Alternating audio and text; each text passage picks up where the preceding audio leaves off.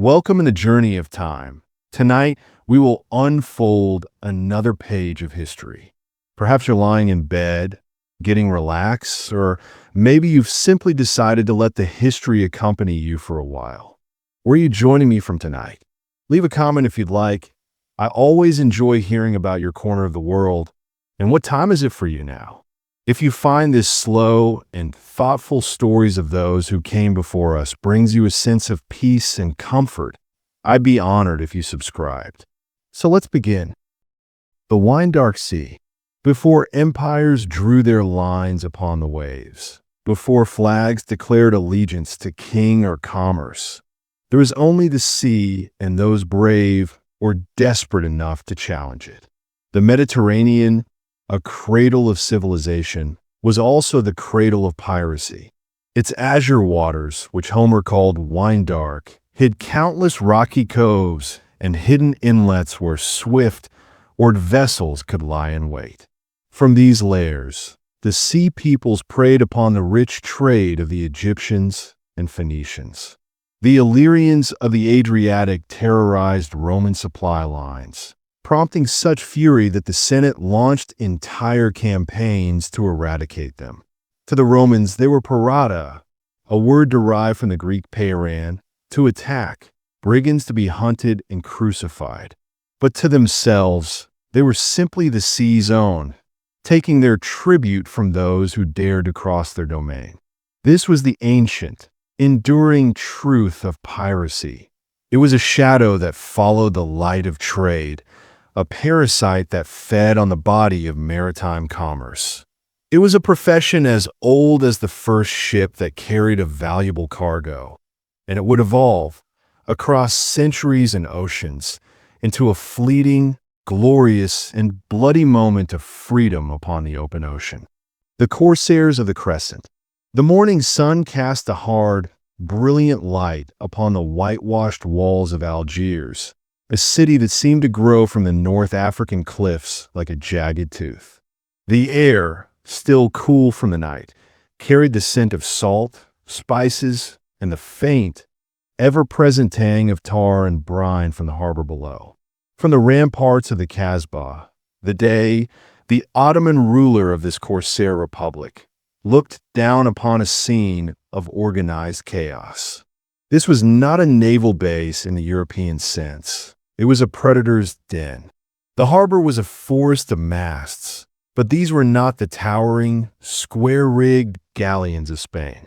These were xebecs and feluccas, long, low, and terrifyingly fast. Their lateen sails, triangular and versatile, could catch the slightest whisper of a breeze.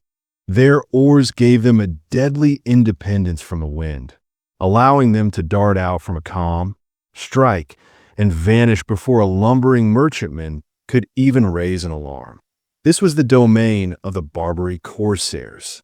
Men like the Barbarossa brothers, Auric and Heiser, were not mere pirates. They were admirals of the Ottoman fleet, Ghazis waging holy war, jihad upon the Christian powers of the Mediterranean. Their rise was a story of audacity and political cunning. Auric, a Greek convert to Islam, had lost an arm to a Spanish cannonball and wore a silver prosthetic, a gleaming symbol of his resilience. He and his brother carved out a personal kingdom from the North African coast, acknowledging the Ottoman Sultan in Constantinople only when it suited them. The life of a corsair was one of discipline and shared purpose, underpinned by a strict code. The reis, or captain, was elected by the crew for his skill and bravery. The spoils were divided according to a precise share system. The reis received a double portion. The gunners and carpenters received bonuses for their specialized skills, and a portion was always set aside for the state, the ship's owners, and to compensate men for injuries. A lost right arm was worth 600 gold pieces, a lost left 500, an eye 100. This was not random violence. It was a business sanctioned by a state and fueled by religious fervor. The terror they inspired was palpable. From the shores of Italy to as far north as Ireland and Iceland, the fear of the Turkish corsairs was a constant shadow. Coastal villages were stripped of their populations, the inhabitants sold in the sprawling, sun-baked slave markets of Algiers and Tunis. The cries of the captives and the clinking of their chains were the city's true music. For the corsairs, every captured priest was a blow to the Vatican. Every captured merchant vessel, a blow to Habsburg Spain. They were the scourge of Christendom, a constant, humiliating thorn in the side of empires, proving that the sea was a frontier where a determined few could defy the might of kings. Far to the north, in the rain-swept ports of Plymouth and Devon, a different kind of sea wolf was being bred. The England of Elizabeth I was a second-rate power, an island nation dwarfed by the colossal, globe-spanning empire of Spain. Spanish galleons, heavy with silver from the mines of Potus Sea, sailed in ponderous convoys from the Caribbean to Seville, financing the armies that sought to crush Protestant heresy. To the English, this was not just wealth. It was a weapon aimed at their very heart. And so, the Queen and her counselors turned a blind eye to a particular breed of her subjects, the sea dogs. These men were part explorer, part privateer, and wholly patriotic pirates. They sailed with a letter of marque and reprisal, a flimsy piece of parchment that transformed plunder from a capital crime into a national service, provided the target was Spanish. The archetype of this new breed was a man named Francis Drake. In the taverns of Plymouth, they told the story of his voyage to the Spanish Main. He had sailed through the dreaded Strait of Magellan, a passage so storm-racked the Spanish believed it guarded by demons. He emerged like a ghost into the Pacific, a sea the Spanish considered their private lake. Off the coast of Peru, he found a Spanish treasure ship, the Cacafuego, its hold stuffed with silver. "Strike sail," he hailed her master, "or I will send you to the bottom." The Spanish captain, believing himself safe in a Spanish ocean, was so astonished he complied without a fight. Drake took the ship and, to add insult to injury, dined with its captain using the Spaniards' own silver. He returned to England not as an outlaw, but as a national hero. His ship, the Golden Hind, was so laden with treasure it threatened to sink. The Queen herself came to dine aboard, and in a theatrical gesture that sent a clear message to Madrid, she knighted him on his own deck, the sword touching the shoulder of a man the Spanish called El Drac, the dragon. The gold and silver he brought back doubled the crown's revenue. For men like Drake, Hawkins, and Raleigh, piracy was a form of warfare, a way for a small island to bleed a giant. They were the instruments of a cold war, their crimes sanctified by patriotism and profit. They taught a generation that the greatest riches in the world lay across the Atlantic for those with the courage to take them. The island of Hispaniola was a world of brutal contrasts. On one side, the Spanish had established sugar plantations, their great asterisk hacienda sprawling inland from the ports of Santo Domingo. But the western end of the island was a wild, untamed frontier, a place the Spanish had largely abandoned. Here, in the tangled jungles and along the deserted coasts, a new and ferocious society was taking root. They were the Buccaneers. The name came from their practice of smoking meat on a wooden frame called a boucan. They were originally hunters, men of French and English origin who had been cast out from their homelands, deserters, escaped indentured servants, religious dissenters, and criminals. They lived in primitive camps, their clothes stained with blood and smoke, their skin toughened by sun and salt. They hunted the vast herds of feral cattle and pigs that roamed the island, selling the smoked meat to passing ships. But their primary prey soon became the Spanish themselves. Life for a Buccaneer was a study in savage independence. They moved in armed bands, their long, heavy muskets, fusils boucaniers fitted with a forked rest for deadly accuracy. They could hit a coin at 100 paces. They developed a unique culture, a rough-hewn democracy where a man was judged by his skill and courage, not his birth. They elected their leaders, shared their provisions equally, and settled disputes with duels under a code they called the custom of the coast. This fraternity, the Brethren of the Coast, found its true calling when they took to the sea. They were not sailors by trade, but they learned quickly. They used small, shallow draft vessels like sloops and pirogues, perfect for navigating the reefs and hidden coves of the Spanish Main. Their attacks were not the broadside duels of European navies. They were swift, violent ambushes. They would swarm a larger, slower Spanish merchant vessel, their accurate gunfire picking off crew on the decks before they boarded in a screaming, cutlass-waving frenzy. One of the most infamous of these early brethren was a man known as Pierre le Grand, Peter the Great. The story, likely embellished by time, tells of his desperation. Adrift in a small boat with a starving crew, he sighted the Spanish vice-admiral's galleon, separated from its fleet. "There's our prize," he is said to have declared, drilling a hole in the bottom of his own boat. "We take that ship or we drown." With no retreat possible, his men boarded the astonished Spaniard in the dead of night, their ferocity overwhelming the complacent crew. They captured the ship and sailed it to a hero's welcome in Dieppe. Pierre le Grand vanished in a legend, but his story became a gospel for the brethren.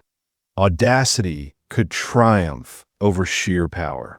The epicenter of this burgeoning brotherhood shifted to a speck of land off the southwestern coast of Hispaniola, Tortuga.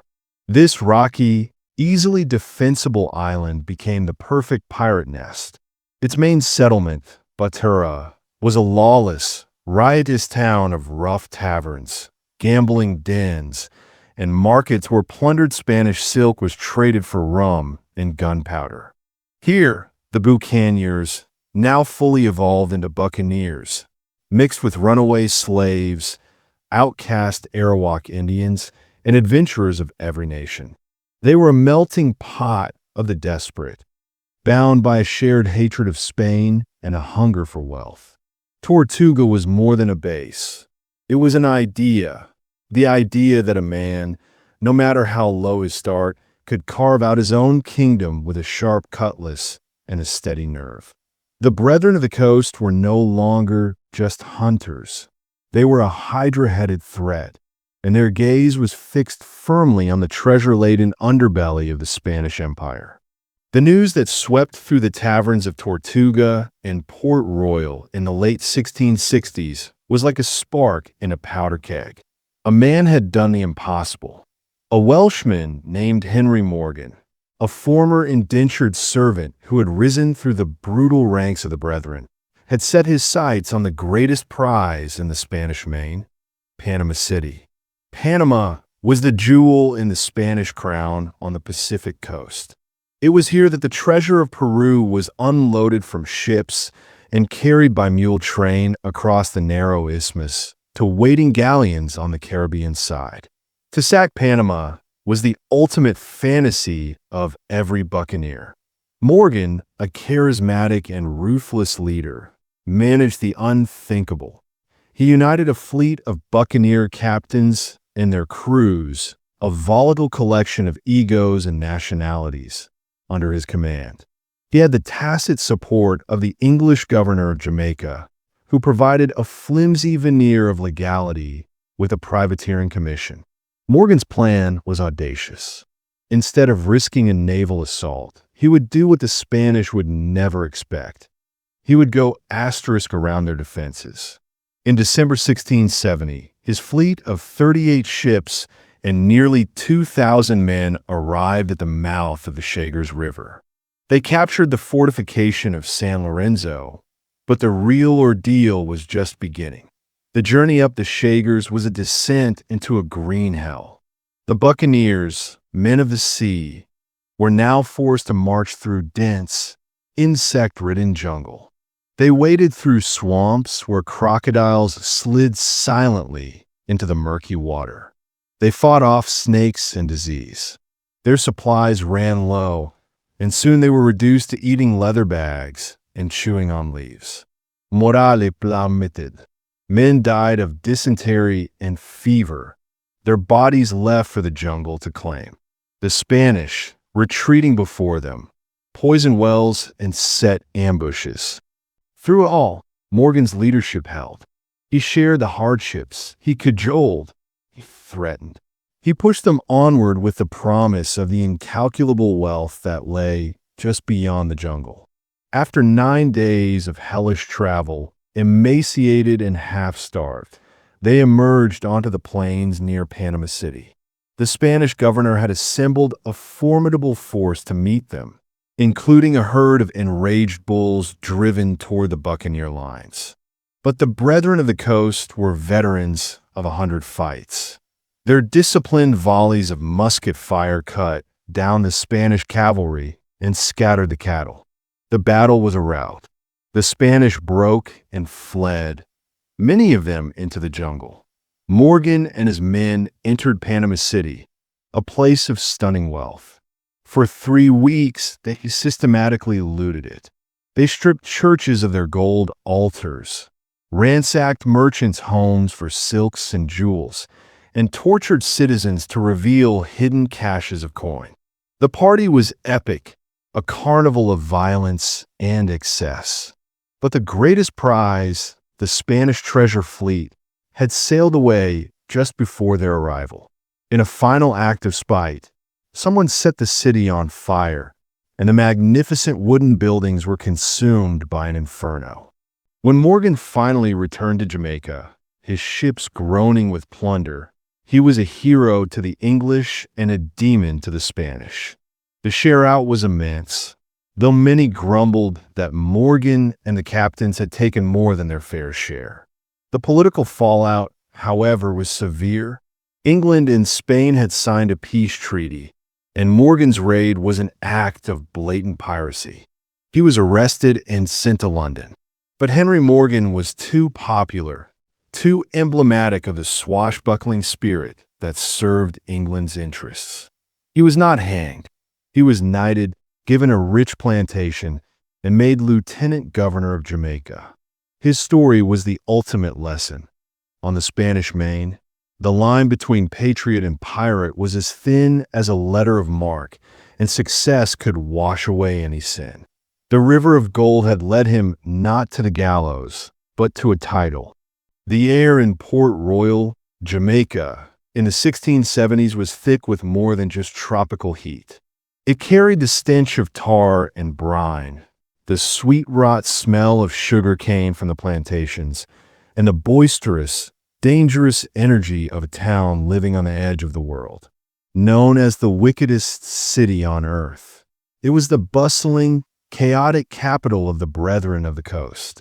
Its harbors were a forest of masts belonging to every manner of vessel, from Royal Navy frigates to sleek, predatory buccaneer sloops. Its streets were a cacophony of languages: English, French, Spanish, Dutch, and the patois of escaped slaves. Gold and silver changed hands in taverns with names like the Sign of the Red Dog, where a man could lose a fortune at dice or lose his life in a knife fight over a spilled drink. This was the world Sir Henry Morgan returned to, not in chains, but as the king's man, the lieutenant governor. The pirate had become the prince. He took up residence in a fine house, overseeing a society he had once led in raiding the Spanish. His task was to rein in the very forces he had unleashed, to transform the buccaneers from a weapon against Spain into law-abiding subjects of the crown. It was a devil's bargain. From his veranda, Morgan could look out at the harbor and see his past staring back at him. Many had shared a bottle of rum with on the deck of a captured galleon, now saw him as a traitor to the cause. The great era of the buccaneers, sanctioned by the state, was drawing to a close. European politics were shifting. Peace with Spain was now more valuable to the English crown than the plunder of Panama. But the brethren could not simply be turned off like a tap. The habits of a lifetime, the thrill of the chase, the division of plunder, the freedom of the sea, were too deeply ingrained.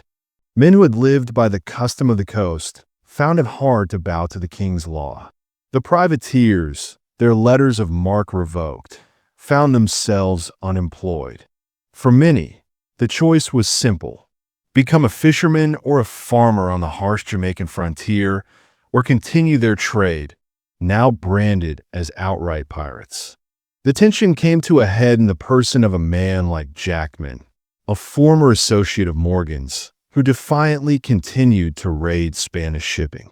Morgan, to prove his loyalty to the crown, was forced to send the Royal Navy to hunt down his old comrades. It was a bitter pill for the brethren to swallow. The protector had become the persecutor. Then, in June 1692, divine judgment, or geological reality, struck. It began with a low, deep rumble, a sound that seemed to come from the bowels of the earth itself. The ground, built on a precarious foundation of sand and coral, began to heave and buckle. Brick buildings crumbled like sandcastles. The sea first retreated, sucking the harbor dry, then returned in a titanic wave that scoured the waterfront, swallowing ships, warehouses, and hundreds of souls whole. Within minutes, 2/3 of a city had slid beneath the waves, a modern Sodom swallowed by the sea. Morgan, who had died a few years earlier, was spared the sight of his city's destruction. But for the superstitious, the message was clear. Port Royal, the devil's anvil, the haven of pirates and sinners, had been punished by God. The earthquake shattered not just a city, but an era. The great buccaneering capital was gone, its surviving inhabitants scattered. The center of gravity for the sea-roving brotherhood shifted. The age of the state-sanctioned buccaneer was over. A new, more savage, and more desperate age was dawning. The age of the true pirate, the outlaw who sailed not for king or country, but for himself alone. The anvil was broken, and the metal was about to be reforged in a far more volatile fire. The War of the Spanish Succession in 1701 until 1714 was a conflict of dynasties and empires fought on the battlefields of Europe. But its ripples spread across the Atlantic, creating a new generation of hardened seamen who would soon become the scourge of the world. English and French privateers, armed with letters of marque from their respective governments, were unleashed upon each other's shipping. They were not pirates, technically. They were legal combatants in a global war. These privateer crews were a world away from the disciplined ranks of the Royal Navy. Life aboard a man of war was a tyranny of the lash, of stale food and brutal discipline. Privateering offered a taste of the old buccaneer spirit, a share of the prize, a measure of freedom, and the chance for a common sailor to become rich. They hunted in the Caribbean and along the North American coast, their fast, well-armed ships preying on enemy merchantmen. A young sailor on a Bristol merchantman, pressed in his service or seeking his fortune, might find himself on a privateer like the Asterisk Duke or the Duchess. He would learn to handle a sail in a gale, to fire a cannon, and to board an enemy vessel in the choking smoke of battle. He would learn the privateer's code, a democratic division of plunder, elected officers, and a common purpose. He would experience the thrill of the chase and the immense satisfaction of capturing a fat Spanish prize, its hold filled with indigo, cocoa, and pieces of eight. But in 1713, the Treaty of Utrecht was signed. The war was over. Peace had been declared. And for the thousands of privateersmen, Peace was a catastrophe. The letters of marque were suddenly worthless scraps of paper. The governments that had encouraged their depredations now had no use for them. The privateer ships were decommissioned, their crews cast adrift in ports from London to Boston. They were mustered out, paid off with a pittance, or simply abandoned. These men knew no other life. They were not farmers or cobblers. They were warriors of the sea. The skills they had honed, navigation, gunnery, hand-to-hand combat, were useless in a peaceful society. They crowded into squalid waterfront taverns, their pockets empty, their futures bleak. They drank away their meager pay and stared out at the harbors filled with merchant ships, their holds full of the wealth they could no longer legally touch. The dilemma was stark and simple. They could sign on to a merchant vessel, facing back-breaking labor, wretched food, and the tyrannical rule of a merchant captain for a few shillings a month. Or they could use the skills their own governments had taught them, take a ship, and return to the hunt. The choice between a life of honest poverty and the prospect of freedom and fortune was no choice at all for many. It was from this cauldron of discontent that the great pirate explosion of the Golden Age was born. The peace had created a perfect storm, a large body of highly trained, heavily armed, and deeply disillusioned seamen with nothing to lose and a world of wealth sailing within their reach. The privateer's dilemma was solved not by the government, but by the lure of the black flag. They would go on the account. They would declare war on the whole world. The end of the war left a festering wound in the Bahamas.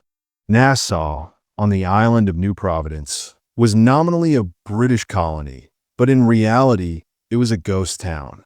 The former governor was powerless, the fortifications were in ruins, and the few law-abiding citizens lived in fear. Into this vacuum swept the cast-off privateers and other sea rovers, and by 1716, Nassau had become the new Tortuga, a pirate republic in all but name. At the heart of this republic was the Flying Gang, a loose confederation of the most daring and ruthless captains and their crews. They were not an organized government, but a chaotic, violent democracy of the damned.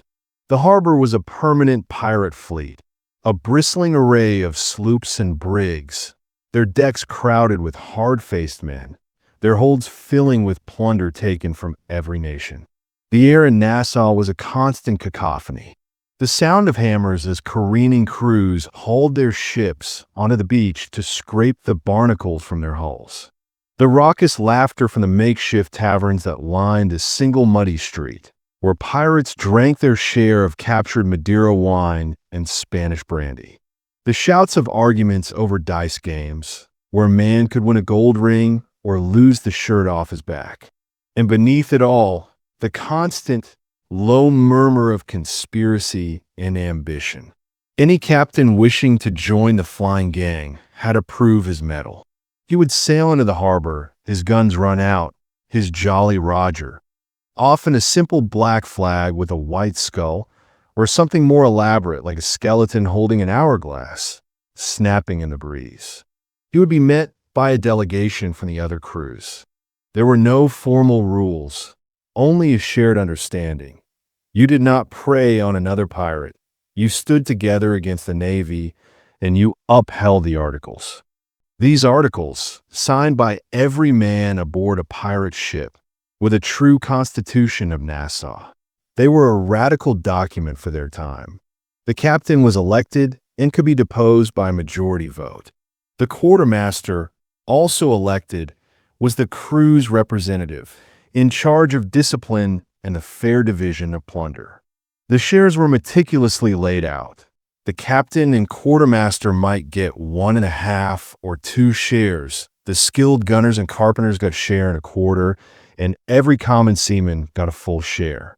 Compensation was provided for injuries. 600 pieces of 8 for the loss of a right arm, 500 for the left, 100 for an eye. These articles guaranteed a level of fairness and democracy unknown in the tyrannical world of the Royal Navy or the Merchant Marine. But this republic was built on sand. The Flying Gang was a coalition of outsized egos, each captain a king on his own deck. There was no single leader, and rivalries simmered just below the surface. They were united by greed and a common enemy, but it was a fragile unity. The British Crown, increasingly embarrassed and enraged by this nest of vipers so close to its American colonies, was beginning to take notice. The Pirate Republic was a glorious, chaotic, and doomed experiment. It was a flame burning at its brightest, and it was about to be extinguished. From the chaotic democracy of the Flying Gang, a single figure emerged who seemed, for a brief, terrifying moment, to be the true ruler of the Pirate Republic. His name was Edward Teach, but the world would remember him as Blackbeard. He was a giant of a man, and he cultivated his image with the skill of a master showman. His most famous feature was his beard, a great, black, bristling thicket that covered much of his face. Before a battle, he would weave slow-burning fuses, made of hemp cords soaked in saltpeter and lime water, into his hair and beard. Lighting them, he would wreathe his head in a hellish cloud of smoke, his eyes glaring demonically from the inferno. The effect was pure psychological warfare. To the crews of the merchant ships he pursued, he did not look like a man. He looked like a devil come from the depths to claim them.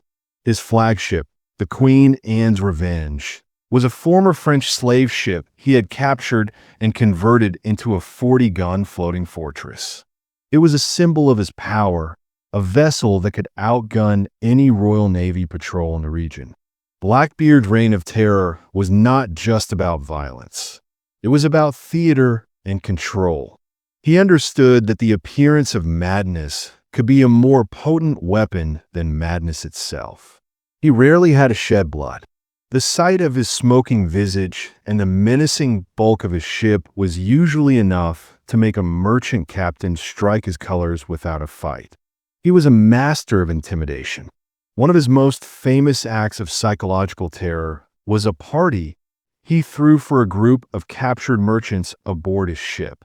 After food and drink, he took the captain of one of the ship's below decks alone.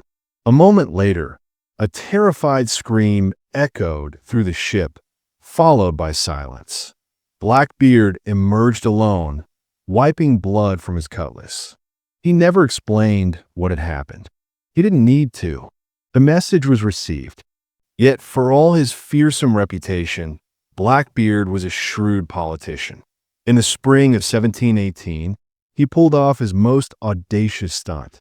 He sailed the Queen Anne's Revenge and several smaller sloops into the mouth of Charleston Harbor, South Carolina, one of the busiest ports in British America. He effectively blockaded the town, capturing every vessel that tried to enter or leave. He held the entire city for ransom. His demand was not for gold or silver, but for a specific medicine from the governor's own personal chest. Until he got it, he would execute his prominent prisoners and send their heads to the governor. The city was paralyzed.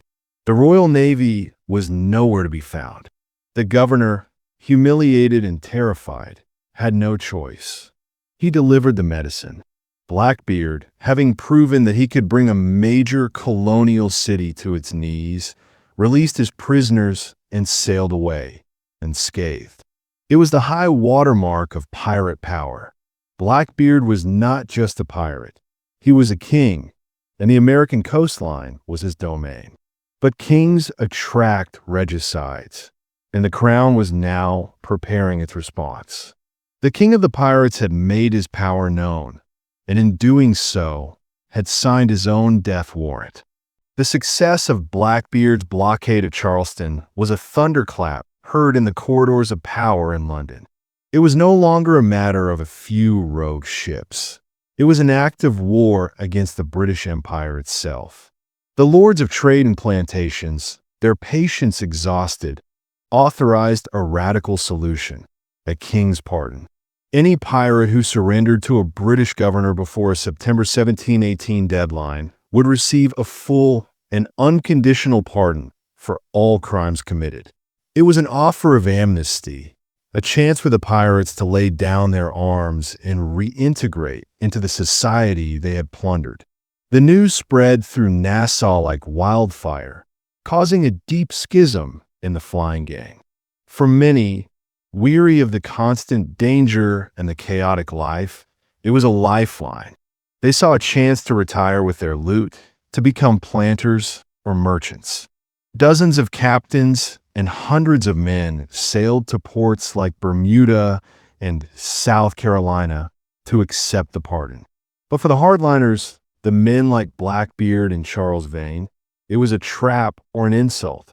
Vane, a particularly volatile and stubborn captain, publicly burned a copy of the pardon and sailed out of Nassau Harbor, firing his guns in defiance as he passed the ships of those who were surrendering. The pirate republic was fracturing. The Crown's next move was more direct. They appointed a new, tough-minded governor for the Bahamas, a former privateer captain named Woodes Rogers. His mission was simple: rid Nassau of the pirates, by pardon or by the sword. He arrived in the summer of 1718 with a small fleet, including the former pirate Benjamin Hornigold, who had accepted the pardon and now hunted his old comrades. Blackbeard, ever the strategist, did not confront Rogers directly. He too accepted the pardon, but it was a feint. He settled in the coastal town of Bath in North Carolina, where the governor was notoriously corrupt and easily bribed. Here, Blackbeard played at being a gentleman, while secretly maintaining his connections and planning a return to piracy. He knew the pardon was a breathing space, not a true retirement. The British authorities were not fooled. The merchants of Virginia and Carolina, whose trade was being strangled, demanded action. The governor of Virginia, Alexander Spotswood, took matters into his own hands. Without official jurisdiction, he secretly financed an expedition to hunt down Blackbeard. He placed two small, fast sloops, the Asterisk, Ranger, and the Jane, under the command of Lieutenant Robert Maynard of the Royal Navy, and gave him a simple order: find and kill the pirate. Maynard hunted his quarry through the shallow, labyrinthine inlets of Ocracoke Island, North Carolina. On the morning of November 22nd, 1718, he found him. Blackbeard's ship, the Adventure, was anchored in a narrow channel.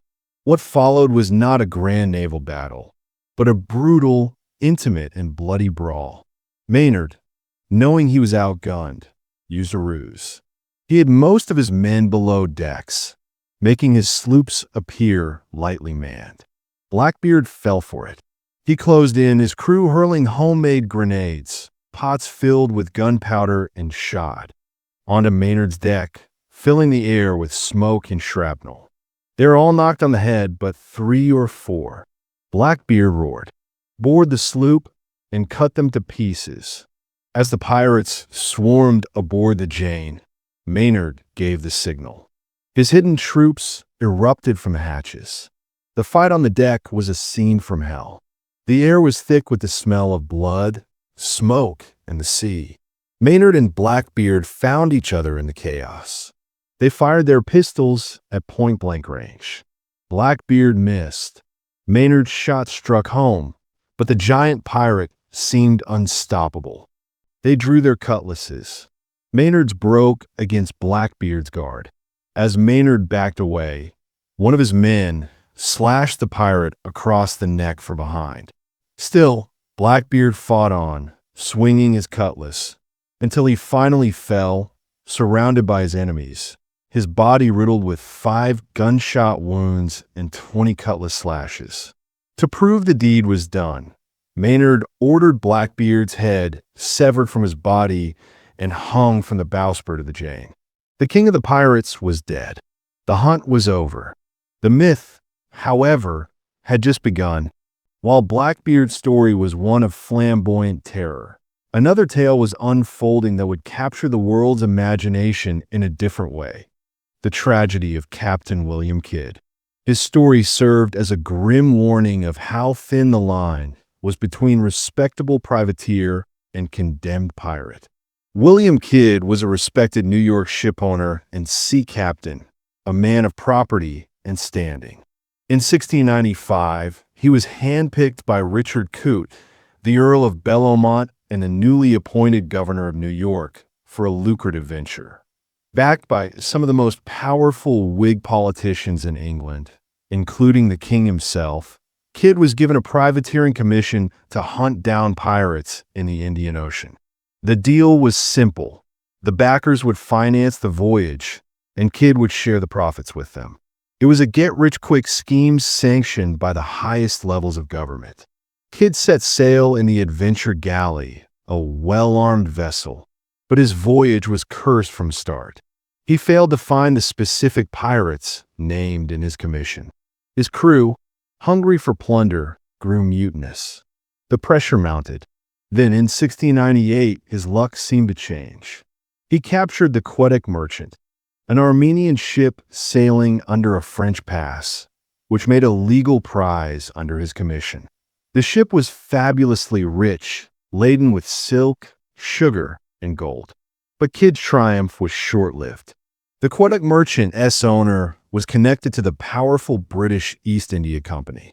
The political winds in England had shifted, and Kidd's powerful backers were now under attack. They needed a scapegoat.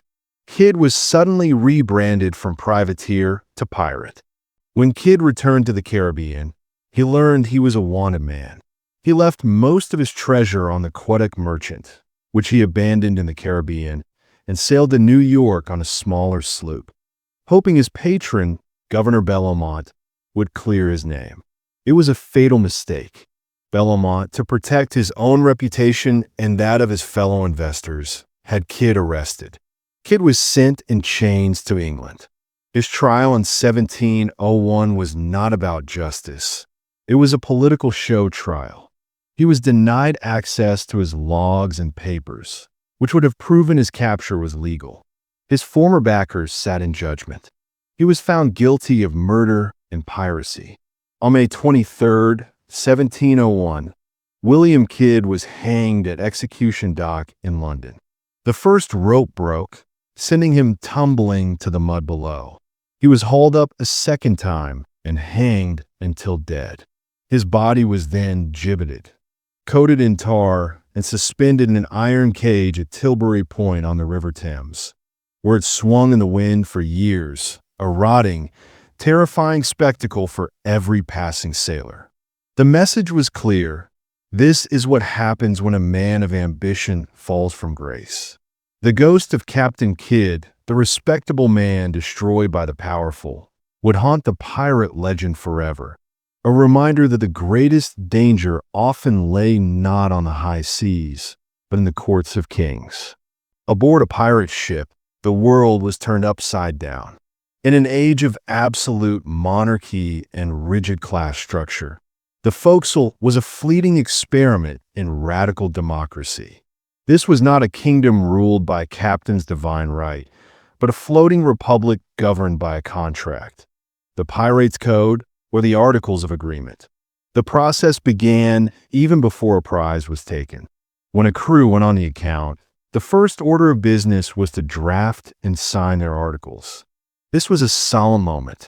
Often, the document would be placed on an open Bible, though the men were more likely swearing by the power of the parchment itself than by any Christian God. Every man, from the captain to the lowest deckhand, made his mark, a signature if he was literate, an X if he was not. By this act, he consented to be bound by the ship's law. The articles were meticulous, a stark contrast to the arbitrary tyranny of the Royal Navy. The core principle was fairness. The captain's authority was absolute during the chase and in battle, but in all other matters, he was just another man. He received a larger share of the plunder, perhaps two to the common sailor's one, but he ate the same food and shared the same hardships. If he failed to bring them prizes, or if he showed cowardice, he could be voted out of his position in an instant, demoted to a common crewman, or marooned on some deserted shore. The true power on a pirate ship often lay with the quartermaster. This man was elected by the crew to be their representative. He was the judge and jury in disputes, the distributor of food and plunder, and the keeper of order. It was the quartermaster who would lead the boarding party, who would decide what loot was taken, and who would oversee the all-important share-out. The division of spoils was a sacred ritual, detailed explicitly in the articles. A man received his share based on his role and his courage. A carpenter or a surgeon, whose skills were vital, might get 1.25 shares. A share was promised to the ship itself, a fund to replace lost rigging or repair battle damage. There was even a form of socialized medicine, decades before the concept existed in the civilized world. The articles specified compensation for injury. For the loss of a right arm, 600 pieces of 8 or 6 slaves. For the loss of a left arm, 500 pieces of 8 or 5 slaves. For the loss of a right leg, 500 pieces of 8. For the loss of a left leg, 400 pieces of 8. For the loss of an eye or a finger, 100 pieces of 8 or 1 slave. This system created a fierce loyalty. A pirate fought not for a distant king or a wealthy ship owner, but for his own direct, tangible stake in the venture. He was an investor in a dangerous business, and his courage was his capital. The code also laid down rules for daily life. Gambling was often forbidden to prevent destructive fights. Lights and candles were to be out by 8 at night to prevent fire. No boy or woman was allowed on board, on pain of death. A rule meant to prevent the jealousies and distractions that could shatter a crew's unity. This system of governance, born in the forecastles of outcasts, was one of the most egalitarian and meritocratic to be found anywhere in the early 18th century. It was the glue that held the pirate world together, the contract that made the chaos of their lives manageable. It proved that even among thieves and murderers, the human desire for fairness and a voice in one's own destiny could not be extinguished. The Jolly Roger. It was more than a flag. It was a statement, a weapon, and a brand. When the black flag was run up the halyard, it signaled a transformation. The anonymous merchant vessel or the captured warship was gone, replaced by a ship of the Brotherhood. This was the Jolly Roger, and its message was one of pure, unadulterated terror. The name's origin is lost to time. Some say it came from the French Jolie Rouge, the pretty red of the blood-soaked banners of earlier privateers. Others claim it was an English corruption of Old Roger, a slang term for the devil. Whatever its source, by the Golden Age, it was universally understood. The earliest versions were often simple, a black field, perhaps with a white skull. But as piracy grew, so did the symbolism, becoming a macabre language designed to paralyze a target with fear. Each captain developed his own signature. Edward Teach's Blackbeard flag featured a skeleton, representing the devil, holding an hourglass to show that the target's time was running out, while he speared a bleeding heart. It was a narrative of impending doom. Calico, Jack Rackham's flag, was simpler, but just as iconic, a white skull crossed by 2 cutlasses. It was a clear declaration of violent intent. The crossed sword's a promise of a boarding action and close-quarters combat. Bartholomew Roberts, the great Welsh pirate, flew a flag showing a figure, representing himself, standing triumphantly on 2 skulls. Beneath one skull were the letters ABH, a Barbadian's head, and beneath the other MH, a Martinican's head. This was a direct threat to the governors of those islands who had sent warships to hunt him. It was a flag of defiance and personal vengeance. The psychology behind the Jolly Roger was as sophisticated as any modern marketing campaign. The goal was not to fight, but to surrender. A merchant captain, seeing that black flag on the horizon, knew he was outgunned and outmanned. He faced a brutal, losing battle followed by possible execution, or a peaceful surrender where he and his crew would likely be set adrift after their cargo was taken. The flag made the choice simple. It was an instrument of economic efficiency. For the pirates themselves, the flag was a banner of liberation. It was the antithesis of the national flags they had once served under, the British Union Jack or the French fleur-de-lis. Those flags represented a hierarchy they had rejected, a system that had discarded them. The Jolly Roger was their own. It represented the democracy of the pirate ship, the shared risk, and the common reward. It was a declaration of war against the whole world and a promise to their victims. We are not soldiers. We are not privateers. We are outlaws. Surrender, and you may live. Resist, and you will die. In the vast, empty expanse of the ocean, that simple, terrifying message was often all it took to win a fortune. The gentleman pirate. The waters of the Caribbean were a stage, and upon it played men of vastly different character. While Blackbeard wielded terror like a cudgel, another pirate captain pursued a different, almost romantic ideal. His name was John Rackham, but he was known to all as Calico Jack for the bright calico cotton trousers he favored. His was not a story of epic battles or immense treasure, but one of rebellion, romance, and a flair for the dramatic that would secure his place in legend. In the autumn of 1719, Calico Jack was the quartermaster aboard the pirate sloop Ranger, under the command of the surly Captain Charles Vane. When Vane refused to engage a powerful French warship, judging it too great a risk, the crew saw it as cowardice. In the pure democracy of the pirate ship, a vote was called. Vane was deposed, set adrift in a small sloop with his loyalists, and Calico Jack was elected captain in his stead. Jack's captaincy was defined by style rather than substance. He was not a great strategist or a fearsome warrior. He was a competent opportunist. He preferred to take small, undefended trading vessels through trickery and intimidation rather than bloody combat. But his true claim to fame was the company he kept. Aboard his ship, the William, were two women who defied every convention of the age, and Bonnie and Mary Red. And Bonnie was the fiery-haired, tempestuous daughter of an Irish lawyer and his housemaid. She had married a poor sailor against her father's wishes and fled with him to the pirates' haven of New Providence. There, she met and fell passionately in love with the dashing Calico Jack. She abandoned her husband and joined Jack's crew, disguising herself as a man.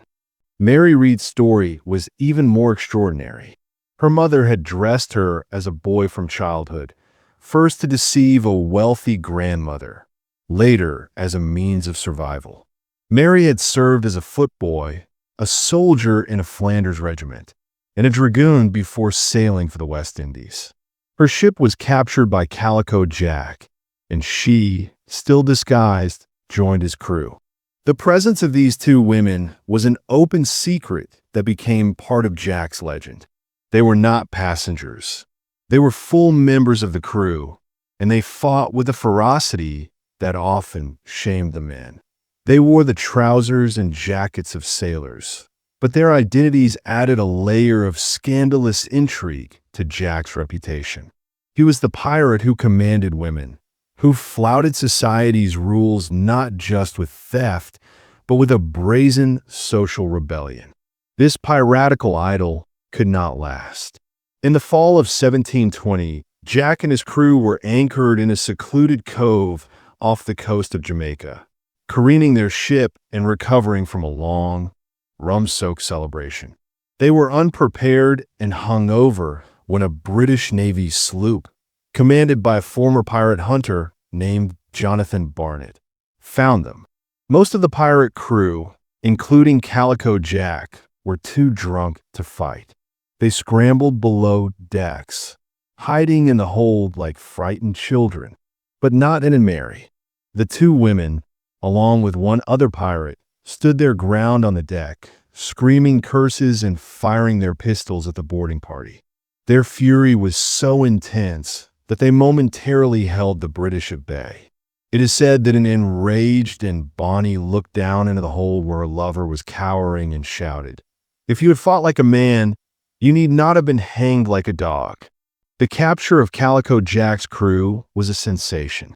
At their trial in Spanish Town, Jamaica, the true identities of Anne and Mary were revealed, shocking the court. When sentenced to hang, both women famously pleaded their bellies, declaring they were pregnant.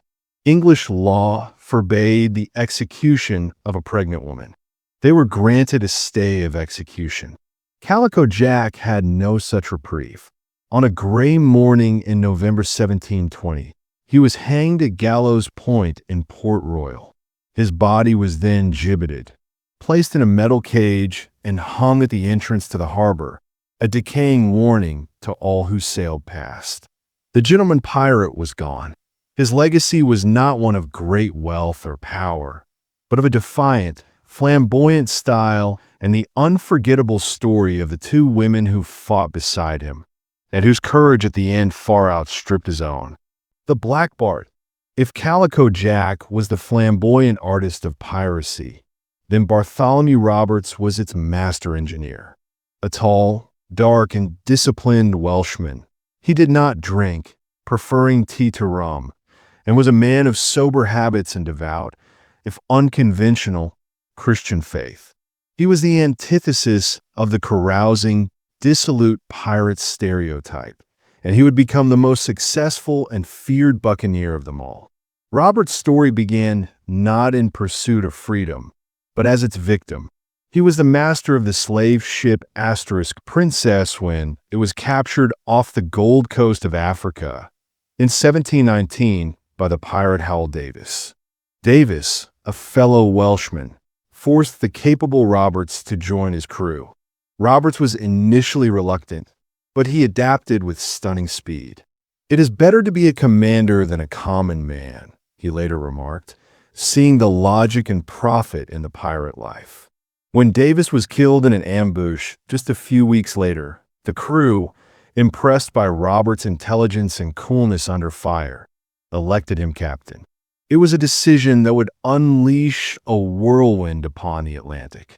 Roberts was a brilliant organizer and tactician.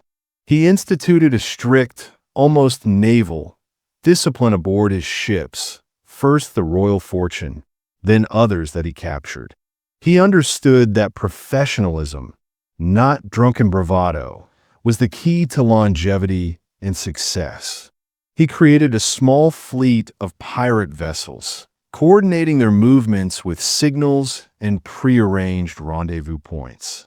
He was a master of intelligence, often learning the sailing schedules of merchant fleets by capturing pilot boats and coastal traders.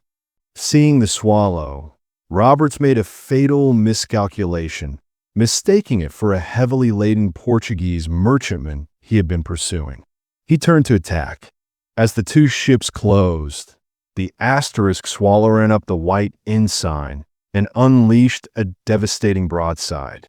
The fight was fierce but one-sided. Roberts, ever the professional, was standing on deck, dressed in a rich crimson damask waistcoat and breeches, a gold chain and diamond cross around his neck, urging his men on. A blast of grape shot from the Swallow as the first broadside struck him in the throat, killing him instantly. His crew, devastated by the loss of their legendary captain, fought on for a short while before surrendering. True to his wishes, his men weighted his body and threw it overboard, denying the British the satisfaction of displaying his corpse. The age of the great pirate admiral was over. With the death of Black Bart, The golden age of piracy lost its most capable and formidable champion. The sea had been his kingdom, and in the end, it became his tomb. The last broadside. The death of Bartholomew Roberts in 1722 was more than the end of a single pirate. It was the end of an era.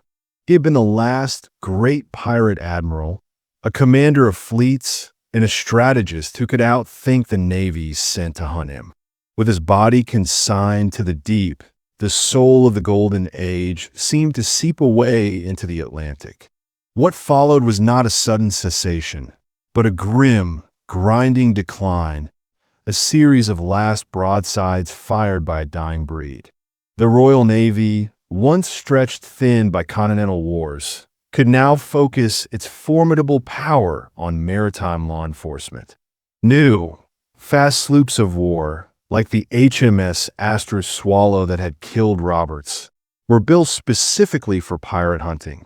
They were commanded by ambitious young officers like Challoner Ogle, who was knighted for his victory and saw pirate hunting as a sure path to promotion and glory. The seas were no longer a vast, lawless frontier. They were becoming a policed imperial highway. The tactics changed. The Navy began systematically patrolling the known pirate hunting grounds. The windward passage between Cuba and Hispaniola, the shipping lanes off the Carolinas, the anchorages of Madagascar. They offered generous bounties for captured pirates, dead or alive, making the hunt a profitable private enterprise.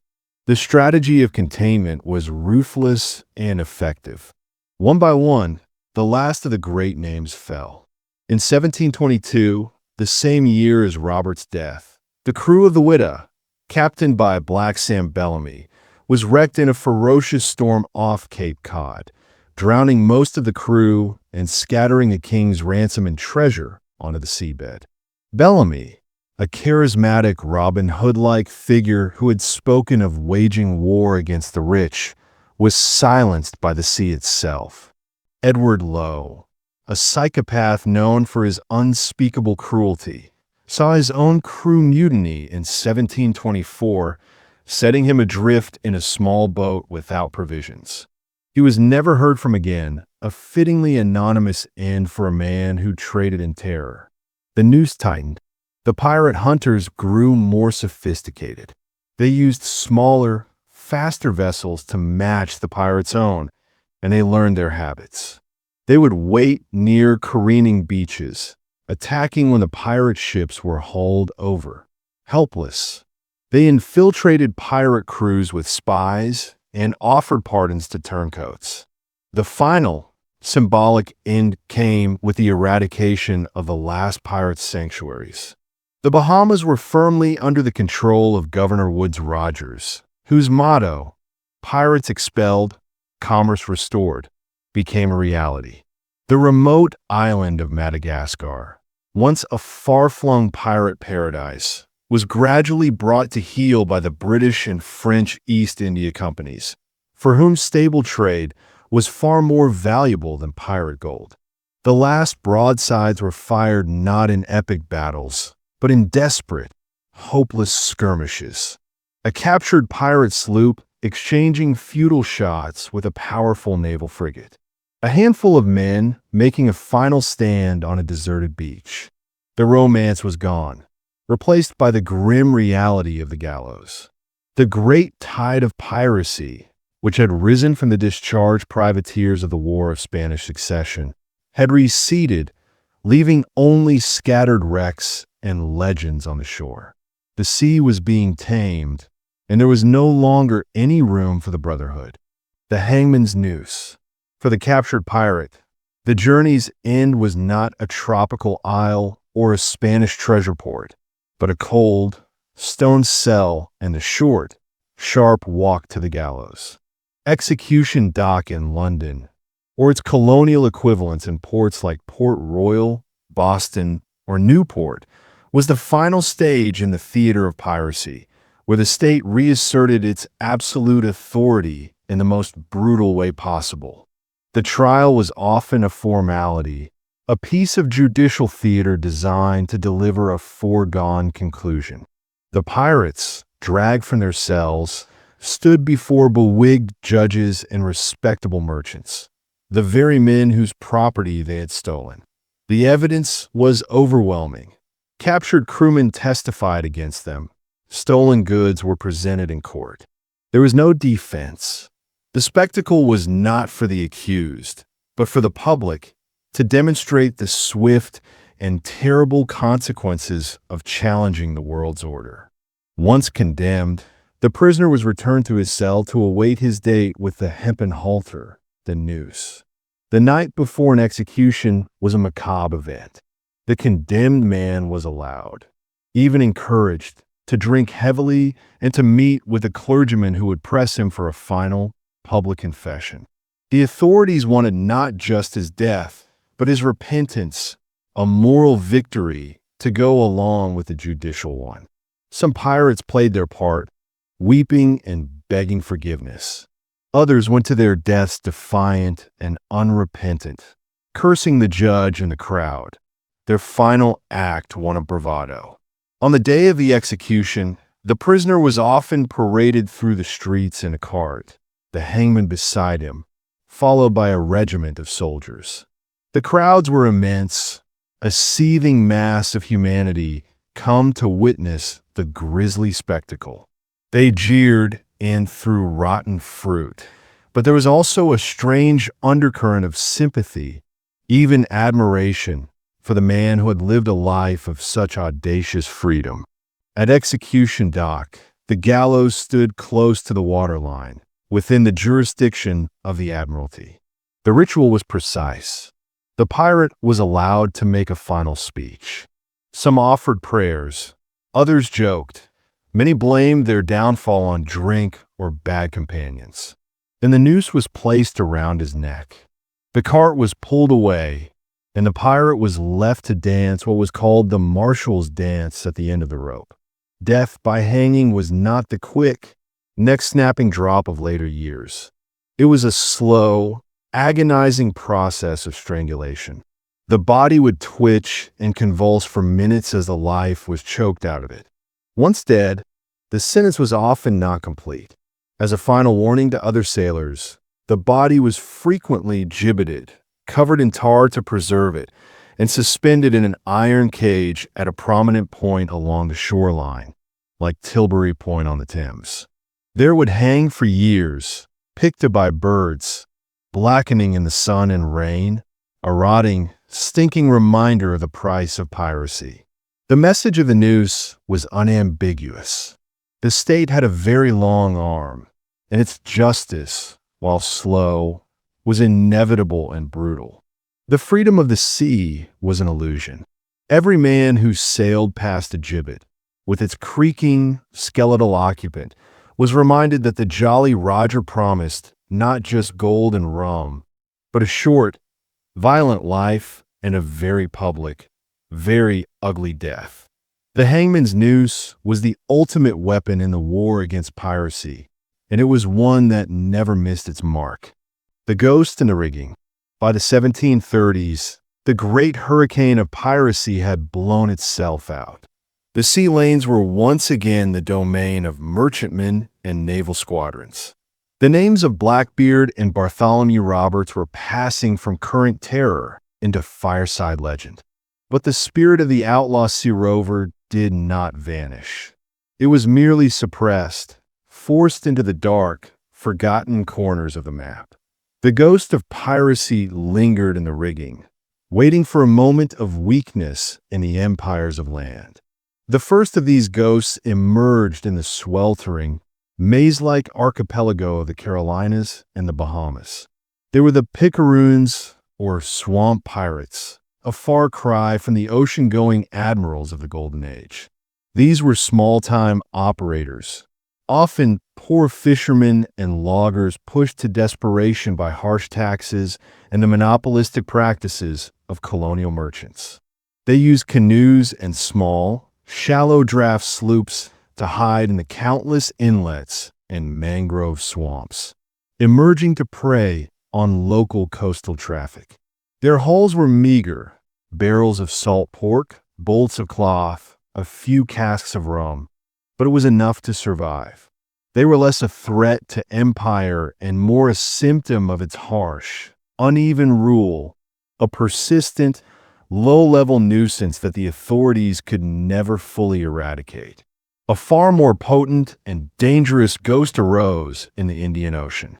Here, the successors to Henry Avery's legacy were not Europeans, but a new, fierce breed of native pirate. From the swampy, labyrinthine coast of Madagascar, the Sakalava warriors launched their long, swift *lacana outrigger canoes. They were masters of their environment, using the complex currents and hidden coves to ambush European slave ships and trading vessels that strayed too close to shore.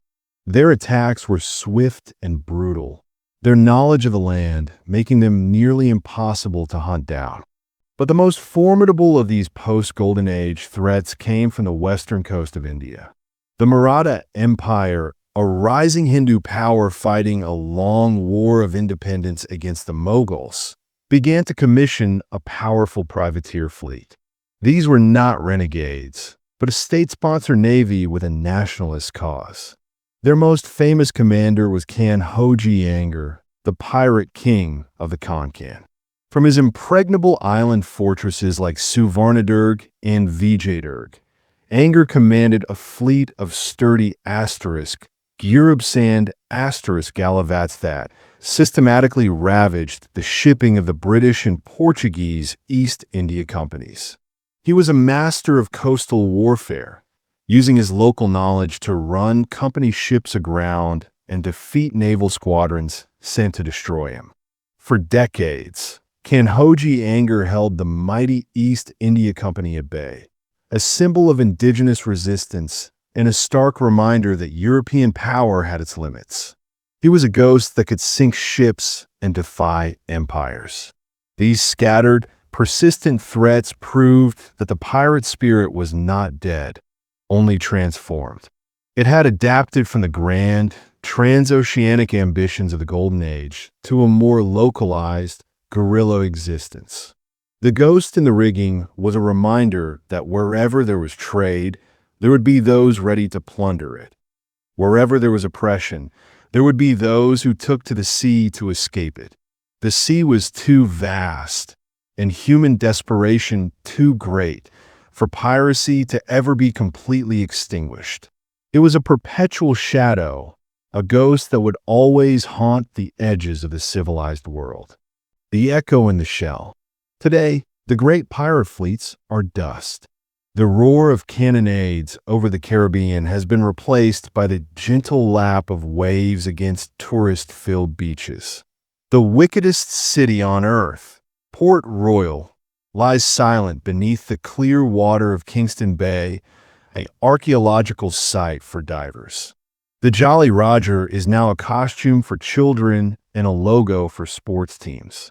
The reality of piracy, the stench of the bilges, the terror of the storm, the agony of the gibbet, has been sanded down and varnished into a romantic adventure. Yet the echo remains. It is there in the very language we use. Son of a gun, a term for a child born in the cramped, promiscuous quarters of a ship's gun deck. Shake a leg, the pirate's called to get out of bed. Let the cat out of the bag, a reference to the multi-tailed cat on nine tails whip used for punishment. Their slang has seeped into our own. Their greatest legacy, however, was not linguistic, but political. In an age of absolute monarchy, the pirate ship was a floating island of democracy. The election of captains, the veto power of the crew, the fair division of plunder, the social safety net for the injured. These were radical ideas. The pirates created a micro-society based on consent and contract, the Articles, in a world ruled by divine right and the lash. They were unwitting pioneers of a form of direct democracy that would, decades later, inspire the revolutions that toppled kings. The echo is also a warning. The same conditions that bred the Golden Age, a surplus of trained, disillusioned fighting men, a perception of economic injustice, and weak central authority can breed lawlessness in any era. The modern pirates of the Strait of Malacca or the coast of Somalia are not romantic heroes. They're desperate men with assault rifles and fiberglass speedboats, a grim echo of the picaroons and swamp pirates of the past. The causes are the same: poverty, lack of opportunity, and the lure of easy wealth from a rich sea lane. To hold a conch shell to your ear is to hear the ocean, a vast, distant roar. To hold the history of piracy to your mind is to hear a similar echo, a roar of rebellion, of freedom taken at the point of a cutlass, of a brief, bright flame of anarchy that burned against the rigid order of its time. They were villains, yes, brutes and murderers, but for a fleeting moment, they were also kings of their own destiny.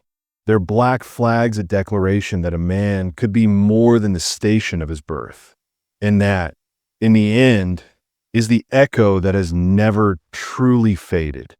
The dragon's shadow. While the Atlantic pirates captured the world's imagination, a different, older, and far more vast tradition of sea roving flourished in the waters of the South China Sea. Here, piracy was not a sporadic outbreak of lawlessness, but a deeply embedded industry, an aquatic empire with its own dynasties and economies. It was a world where pirates commanded armies and fleets that dwarfed anything seen in the Caribbean, and their story is that of the dragon's shadow. The South China Sea was the aorta of global trade for centuries. Chinese junks, laden with silk, porcelain, and tea, sailed to Southeast Asia, while Spanish galleons from Manila brought Mexican silver to Macau. This immense, concentrated wealth sailed through a labyrinth of thousands of islands, creating a perfect environment for predation. Chinese piracy had existed for as long as there had been coastlines, but it reached its zenith in the late 18th and early 19th centuries. The catalyst, as in the West, was government policy. In the 1790s, the Qing dynasty, seeking to quell a rebellion in Vietnam, recruited thousands of local fishermen and sailors from the southern coast of China into irregular naval forces. When the conflict ended, these tens of thousands of armed, trained, and now unemployed seamen were cast adrift. They returned to a coast suffering from poverty and corruption, where government officials were often as predatory as any outlaw. The choice was simple: starvation or the Jolly Roger, or rather, its Chinese equivalent, often a simple red or black banner. From this chaos emerged a figure who would become the undisputed emperor of this aquatic realm. Qing Ai, a formidable pirate himself, his true genius was as an organizer and consolidator. He began to unite the scattered pirate bands of the Guangdong coast into a confederation, a family bound by strict articles and a shared purpose. But it was his wife, and later his widow, who would truly forge this coalition into a legend. Her name was Cheng Ai Sa, Cheng Ai's wife. After her husband's death in 1807, she did not fade into the background. She took command of his vast fleet and cemented her power through a combination of shrewd politics, ruthless discipline, and a strategic alliance with her late husband's most capable lieutenant, and eventually her lover, Chong Pao. The confederation she led was not a loose band of rebels. It was a sophisticated, vertically integrated corporation. At its height, it comprised over 1,800 junks of various sizes and upwards of 70,000 pirates. It was organized into 6 fleets, each with its own flag color and assigned territory, all answering to Cheng Ai Sa. They controlled entire stretches of coastline, levying taxes on fishing villages and salt farms, and running protection rackets for merchant vessels. They had their own spies in government offices and their own shipyards for repairs. Chung Ai-saw's articles were as detailed and severe as any in the Caribbean. The code was read aloud to every new recruit. Any pirate giving his own orders or disobeying those of a superior was beheaded on the spot. No one could steal from the public fund or from the villagers who supplied the fleet.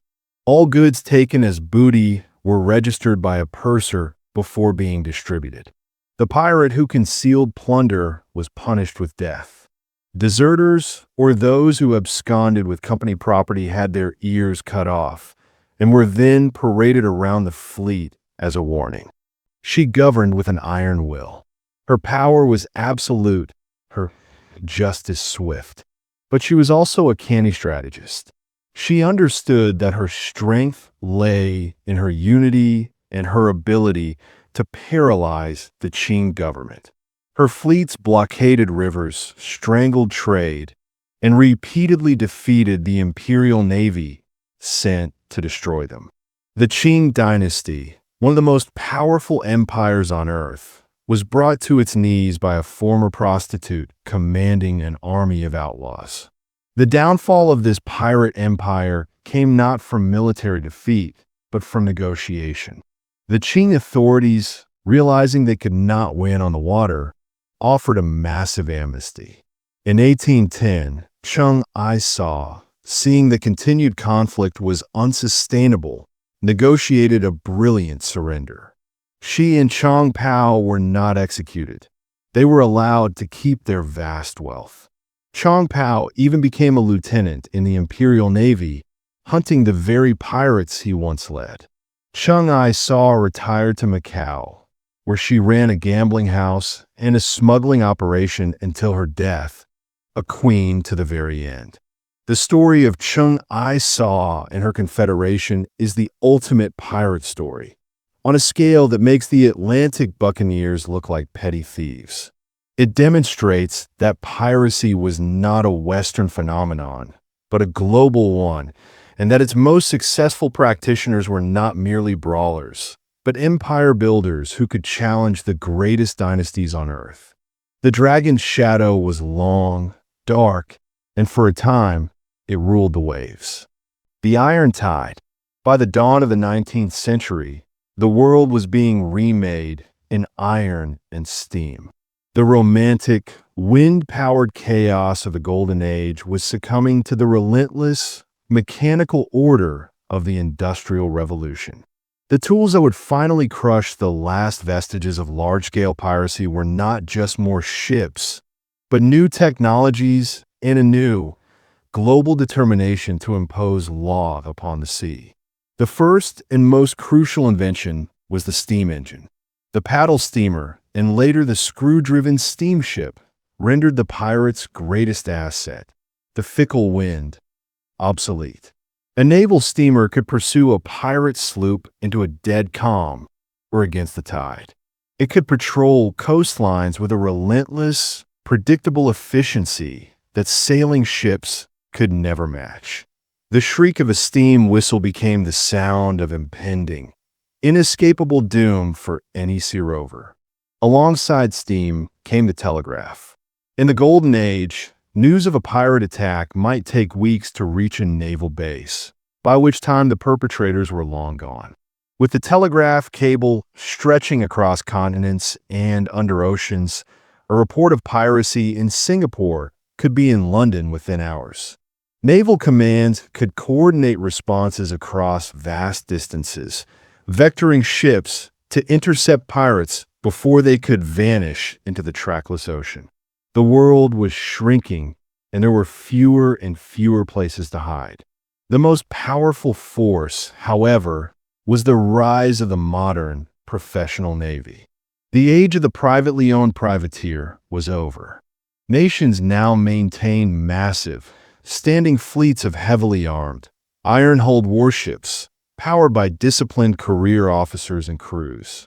These navies were no longer just tools of war.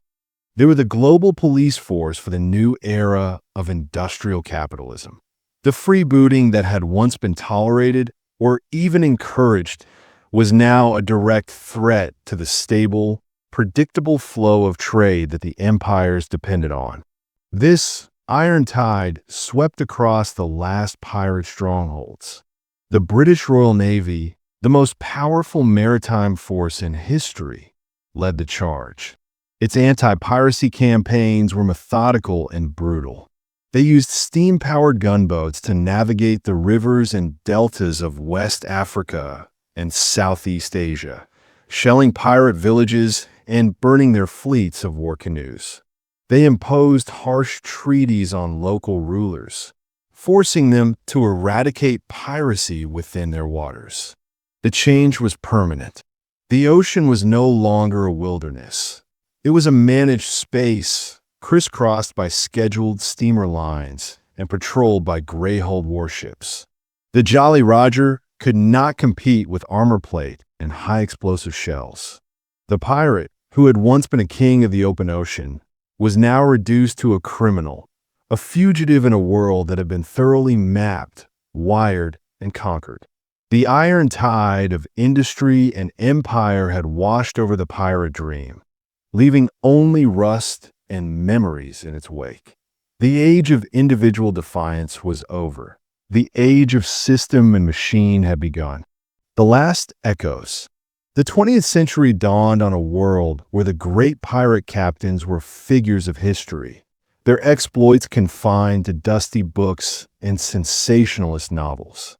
The sea lanes were dominated by leviathans of steel, ocean liners and cargo ships, their progress monitored by radio and radar. The age of sail and the piracy it enabled seemed as distant as the dinosaurs. Yet, the human impulses that drove men to piracy, greed, desperation, and the lure of easy wealth, proved immune to technological progress. The ghost of a Jolly Roger simply found new hunting grounds.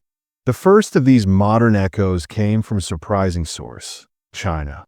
In the 1920s and 1930s, as the central government collapsed into warlordism, the great rivers, especially the Yangtze, became lawless frontiers. Heavily armed steamers, flying the dubious flags of various warlords, would stop merchant vessels to demand taxes or simply loot them at gunpoint. These river pirates were often former soldiers, their actions blurring the line between banditry, insurgency, and state-sanctioned privateering.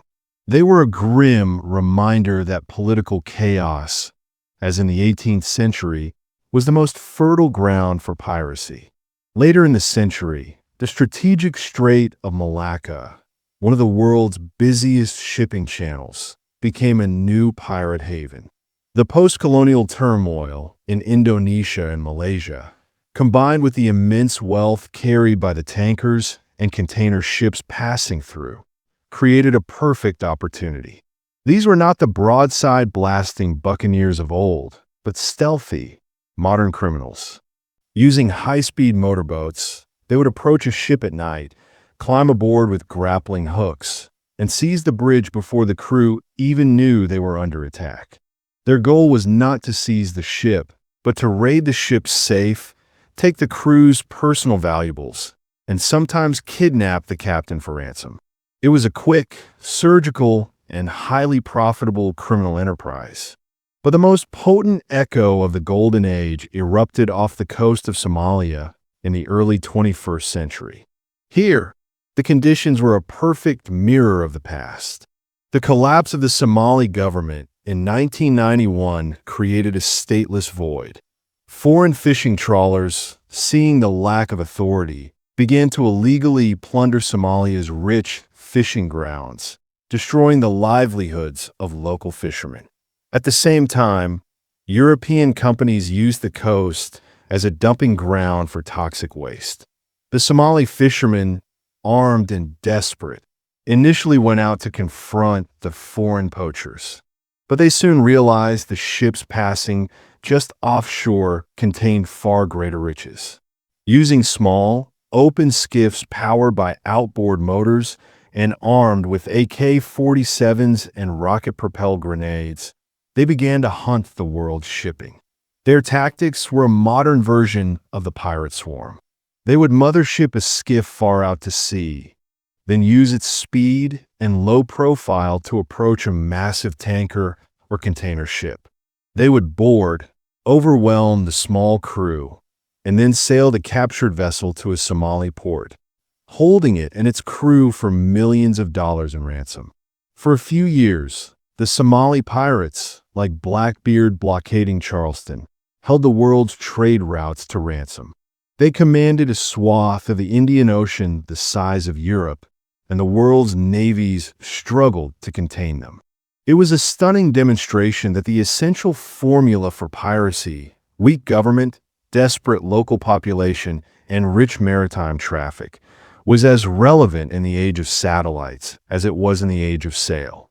The international response, however, was the final, definitive end of the pirate era. A massive, coordinated naval task force was assembled, establishing patrols and convoy systems.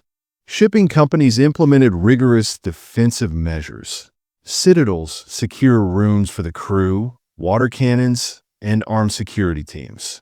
The pirates, facing overwhelming force and seeing their success rate plummet, were gradually suppressed. The Somali pirate outbreak was the last great spasm of traditional piracy. It proved that the romance of the Jolly Roger was a lie, revealing the brutal, pragmatic reality underneath. But it also completed the historical cycle. Just as Woodes Rogers and the Royal Navy had systematically destroyed the Pirate Republic of Nassau, the combined might of 21st century global powers used technology, coordination, and overwhelming force to extinguish the last significant echo of the Golden Age. The sea, for now, belongs once more to the empires of commerce. The sea zone. The wind still sighs through the rigging of the few tall ships that remain, now museums and training vessels. It is the same wind that filled the sails of the Asterisk Queen Anne's Revenge Anne, the Royal Fortune. The sea remains vast and implacable, its horizons still calling to the restless. But the pirate is gone, truly gone, not just from the water, but from the realm of possibility. He has been chased from the oceans by steam and steel, by radio and radar, by a world that has been thoroughly mapped, claimed, and regulated. His legacy is a paradox. In his own time, he was a monster, a thief, a murderer, a destabilizing force that threatened the emerging global order. He was hunted, hanged, and gibbeted as a warning. Yet in death, he was transformed. Stripped of his authentic brutality, he became a romantic rebel. He is the ultimate symbol of freedom, a man who lived outside the rules, who answered to no king, who took his destiny in his own hands. This is his myth, and it is a powerful one. But the truth is more complex and more human. The pirate was also a product of his time, a discarded soldier, oppressed sailor, an escaped indentured servant. He was often a victim of the very system he rebelled against. The pirate ship, for all its violence, was for some a refuge from a world of even greater injustice, a place where a common man could have a vote and a share of the prize, concepts that were revolutionary in the 18th century. We remember them not for who they were, but for what they represent: the eternal, seductive dream of absolute freedom. It is a dangerous dream, one that leads to a short and bloody life, but it is a dream that has never lost its power. They were the sea's own, and while the sea itself has been tamed, their echo will forever linger in our imagination, a whisper of salt and gunpowder on the edge of the wind. We have traveled from the sun-baked coasts of the ancient Mediterranean, where the first pirata preyed on Roman trade, to the modern shipping lanes of the Strait of Malacca and the Horn of Africa, where pirates wield AK-47s instead of cutlasses. We travel era through era from the beginning, We saw the origins in the Mediterranean and the rise of the state-sanctioned privateers and buccaneers. At the Golden Age, we lived through the explosive era of the Flying Gang in Nassau, the terrifying reigns of Blackbeard and Bartholomew Roberts, and the radical democracy of the pirate code. Until the downfall, we witnessed the relentless hunt by the Royal Navy, the symbolic deaths of the great captains, and the brutal efficiency of the hangman's noose. And finally, we witnessed the legacy. We explored the echoes of piracy in the Far East with Chung-Ai Saw and in the modern world, concluding with the final, definitive end of the era in the face of globalized power and technology. The story has covered the crucial moments, the top personalities, the cultural impact, and the ultimate fate of the pirate phenomenon. The Sea Zone, a concluding meditation on their enduring, complex legacy, both as brutal criminals and as timeless symbols of freedom and rebellion. The book is closed. The saga of the pirates, from their rise to their fall, has been told. But wait a minute, the story of piracy did not end. It evolved. Here are new chapters that bring the narrative into the 21st century, detailing the brutal, complex, and technologically advanced world of modern piracy. The digital buccaneers, the 21st century, the Ghost Coast. The satellite image of the Somali coastline on a computer screen in a London insurance firm is a study in emptiness. It is a long, tan-colored scar against the deep blue of the Indian Ocean, a place the maps mark as a nation, but which for decades has been a ghost. There are no blinking lights indicating major ports, no dense clusters of urban infrastructure. This void, this statelessness, is the foundational truth of modern piracy. It is not born on the high seas, but in the collapse of the land. The story begins not with a Jolly Roger, but with a net.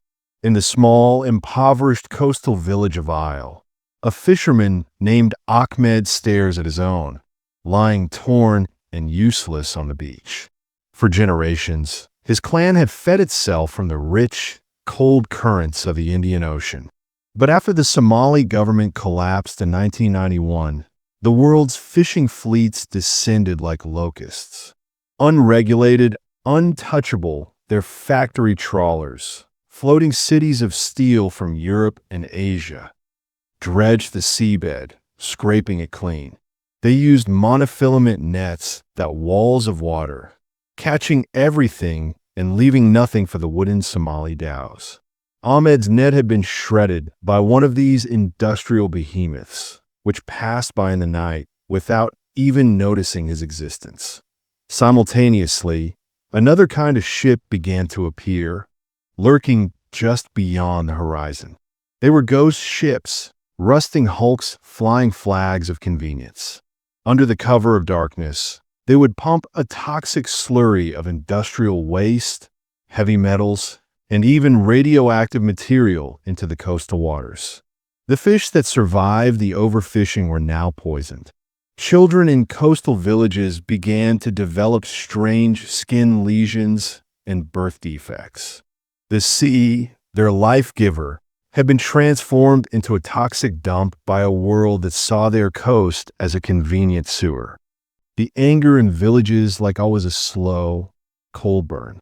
The young men, their traditional livelihood destroyed, gathered on the beaches, not with fishing gear, but with aging Kalashnikovs left over from the Civil War. They were not pirates yet. They were a coast guard for a nation that no longer existed. They began taking their skiffs out to confront the poachers and the dumpers. They would board them, demanding compensation. At first, it was a shakedown, a tax for the crime of ecological destruction. They saw themselves as vigilante enforcers of a law the world had abandoned. But the calculus soon shifted. A young, charismatic man named Boya, who had lost his own fishing boat to a trawler, realized something. The poachers had little cash, but the giant commercial ships steaming along the shipping lanes just a few hundred miles offshore, The container ships and oil tankers were floating banks. They were minimally crewed, unarmed, and their cargo was insured for hundreds of millions of dollars. The risk was high, but the potential reward was astronomical. The transition from vigilante to pirate was not a moral collapse. It was a simple, brutal economic decision. The Ghost Coast had given birth to a new kind of buccaneer, one driven not by dreams of Spanish gold, but by the raw desperation of having nothing left to lose. The mothership, the MV Gyra, a captured Yemeni fishing dhow, wallowed low in the water, a ghost ship adrift in the vast emptiness of the Indian Ocean. It was a mothership, the command and logistics center for a pirate hunting party. Aboard her, the air was a thick cocktail of smells. Diesel fumes, unwashed bodies, the pungent aroma of cod, leaves being chewed, and the underlying tang of the sea. The leader of this group was a man named Mohammed, a former fisherman in his late 20s with a face aged prematurely by the sun and hardship. He was not a cartoonish villain. He was a pragmatic commander. His office was the dhow's cramped bridge, now cluttered with a jumble of 21st century tools laid over ancient ones. A handheld GPS unit, its screen glowing with waypoints, sat next on a worn wooden chart. A satellite phone, their most vital and expensive asset, was plugged into a car battery, its cord snaking across the deck. Cheap Chinese-made VHF radios crackled with the chatter of the world's merchant shipping, a language they had learned to decipher. The mothership was a floating village, carrying over 24 men, food, fuel, and the pirates' true weapons, the attack skiffs. These were 25-foot, open-topped fiberglass boats, each powered by twin massive outboard engines that could propel them at over 40 knots. They were lashed to the deck of the Gyra, looking like predatory insects waiting to be unleashed. Mohammed's second-in-command, a wiry and nervous man named Jama, was the accountant. He kept a meticulous ledger in a water-stained notebook. The expedition was a business venture funded by a consortium of investors back in Somalia. Former warlords, businessmen in Dubai, and diaspora members in Europe. The costs were immense. The Gyra itself, the skiffs, the fuel for a weeks-long voyage, the satellite phone airtime, the weapons, the food, and the cot to keep the men alert. The investors had fronted the capital, and they expected a massive return. The pressure on Mohammed was immense. Failure meant not just a lost investment, but a life of debt and shame. For days, they drifted, a needle in a haystack of ocean. The men's mood swung between boredom and tense anticipation. They prayed, they chewed cod, they scanned the horizon. Their lookouts, perched on the Gyra's mast, used powerful binoculars to search for their quarry. They weren't looking for warships. They were looking for profile and speed.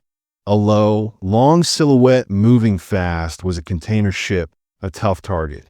A high, bulky silhouette moving slowly was their prime target. A supertanker or a bulk carrier, a floating mountain of steel that was slow, cumbersome, and carried a priceless cargo of oil or grain. Finally, the call came from the mast. Ship, bearing 090, a VLCC, a very large crude carrier. A giant. Mohammed felt a surge of adrenaline. He checked the GPS. They were perfectly positioned in the shipping lane. He barked orders. The crew sprang into action, a well-rehearsed drill. The skiffs were untied and lowered into the water with ropes. The engines coughed to life, their roars shattering the oceanic silence. Mohammed, along with 8 other men armed with AK-47s and a single rocket-propelled grenade, RPG, launcher, transferred into the lead skiff. The mothership would remain here, a silent, waiting base. The hunt was on. The swarm, From the bridge of the MV Oceanus, a 300-meter-long Liberian-flagged oil tanker. The Indian Ocean was a featureless blue plain under a blistering sun. The officer on watch, a tired Filipino mate, sipped his coffee and scanned the radar. A few blips, other merchant ships miles away. All was routine. The ship was in autopilot, a state of relaxed vigilance. The crew of 22 was scattered throughout the vessel, some sleeping, some working in the engine room, a few on deck maintenance. They were citizens of the global merchant marine. Filipinos, Indians, Ukrainians, a floating piece of international territory. The first sign of trouble was a tiny, fast-moving blip on the very edge of the radar screen. It was so small and fast the mate dismissed it as a wave clutter, a radar ghost. But it kept coming, closing the distance at an impossible speed. He grabbed his binoculars and trained them astern. What he saw sent a jolt of ice through his veins. A white, arrowhead-shaped wake, and at its tip, a small, open boat leaping from wave to wave. And then another. He slammed his hand on the general alarm button. A piercing klaxon shrieked through the ship. "Pirates! Pirates astern!" he screamed into the ship's intercom. On the bridge wing, the captain, a grizzled Greek veteran named Petros, emerged, his face hardening as he saw the skiffs. They were now close enough to see the men inside, their heads wrapped in scarves, the glint of weapons. Captain Petros's mind raced through the protocols. "Full ahead. Hard to starboard," he yelled, hoping the ship's massive wake would swamp the small boats. He ordered the fire hoses activated, sending powerful jets of water over the stern. But the skiffs were too fast, too agile. They danced around the edges of the wake, closing the distance relentlessly. On the lead skiff, Mohammed was drenched by the spray from the fire hoses, the salt water stinging his eyes. He stood, bracing himself against the violent motion, and raised his RPG launcher. He wasn't aiming at the ship's hull. A hole in a supertanker was a death sentence for everyone. He was aiming for the bridge. With a whoosh, the rocket-propelled grenade flew, a trail of smoke behind it. It slammed into the white-painted superstructure just below the bridge windows, exploding in a deafening roar of smoke and shattered metal. The message was unambiguous. Asterisk, we're not here to play. Stop the ship. Asterisk. The psychological impact was immediate and total. The crew on the bridge dove for cover. The hoses faltered. The ship began to slow. This was the pirates' moment. As the skiffs pulled alongside the towering steel cliff of the Oceanus' hull, the pirates threw grapnels, lightweight aluminum ladders with hooks at the end. They clattered against the hull, catching on the railings. Then, with their AK-47s slung on their backs, they began to climb. It was an act of insane courage and desperation, swarming up the side of a moving building. Within 90 seconds of the first radar blip, the first pirate was pulling himself over the railing and onto the deck of the MV Oceanus. The ship was theirs. The Citadel. The sharp, concussive blast of the RPG was still ringing in Captain Petros's ears, the air thick with the acrid smell of burnt explosives and shredded metal. Shards of glass from the shattered bridge windows littered the chart table. But the attack had failed in its primary goal: panic. Years of drilling and new international protocols took over. This was no longer a surprise. It was a scripted nightmare, and they had a final act to play. Abandon the bridge. To the Citadel. Now. Petros's voice was a roar, cutting through the shock. The four men on the bridge didn't need to be told twice. They had practiced this. As the first pirate's boots hit the deck outside, the crew was already moving, scrambling through a reinforced door behind the bridge and down a narrow set of stairs. The citadel. The name evoked a medieval fortress. And in principle, that's what it was, a final, impregnable stronghold. On the Oceanus, it was the ship's emergency generator room, deep in the superstructure, chosen for its thick steel walls, single, heavy door, and independent ventilation and communication systems. The crew piled in, 22 men crammed into a hot, cramped space smelling of oil and sweat. The chief officer slammed the steel door shut, spinning the locking wheel until it sealed with a solid, final thunk. They were now entombed in the belly of their own ship. Outside, Mohammed and his men fanned out across the decks, their shouts echoing in the eerie silence. They found the bridge empty, the engine controls set to stop. The ship was dead in the water. The classic prize was taken, but the prize was a ghost ship. This was the new game. The pirates' initial triumph curdled into frustration. They had the ship, but they didn't have the crew. And without the crew, they had no leverage, no ransom. Mohammed kicked a chart stool in fury. Find them. Tear the ship apart. His men, high on cot and adrenaline, began a systematic search. They fired their Kalashnikovs into lockers, smashed down cabin doors, their shouts growing more frantic. But the Oceanus was a labyrinth of corridors, holds, and machinery spaces. The citadel, its location a closely guarded secret, was undetectable, its door indistinguishable from any other bulkhead.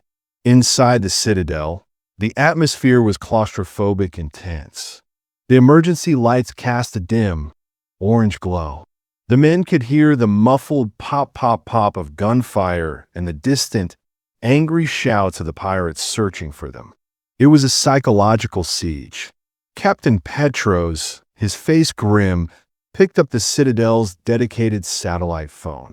It was a direct line to the ship's operator in London and the UK Maritime Trade Operations Desk in Dubai. Oceanus to UKMTO. We are under pirate control. All crew are secure in the Citadel. I repeat, all crew are secure. His voice was calm, a professional delivering a status report from the heart of crisis. In a sleek London office tower, a crisis management team was activated. Lawyers, insurance adjusters, and private security consultants gathered around a speakerphone. The first and most critical piece of intelligence had been confirmed. The crew was safe. The ship was insured for over $100 million, and its cargo of crude oil was worth double that. But the primary asset, the one that dictated all action, was the 22 lives in that steel room. The team's leader, a former Royal Marine named David Croft, took charge. Captain, maintain radio silence unless your position is compromised. Conserve your air and water. Help is on the way. You've done everything right. His words were meant to be reassuring, but they underscored the reality. They were now hostages in a multi-million-dollar standoff, and the only thing between them and the armed men outside was a few inches of steel. The pirates had the castle, but the knights were locked in the dungeon, and a distant army was being assembled to besiege the walls. The negotiation. Aboard the motionless Oceanus, the dynamic had shifted from a military assault to a tense, bizarre stalemate. Mohammed and his men were not sailors. They could not operate the complex machinery of the tanker. They were prisoners on the very ship they had captured, their prize a useless, billion-dollar liability. Their only hope was to starve the crew out of the Citadel or convince them to surrender. Mohammed found the ship's general VHF radio.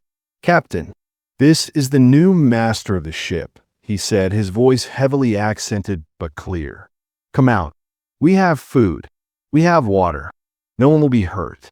If you do not come out, we will sink the ship. It was a bluff and a poor one.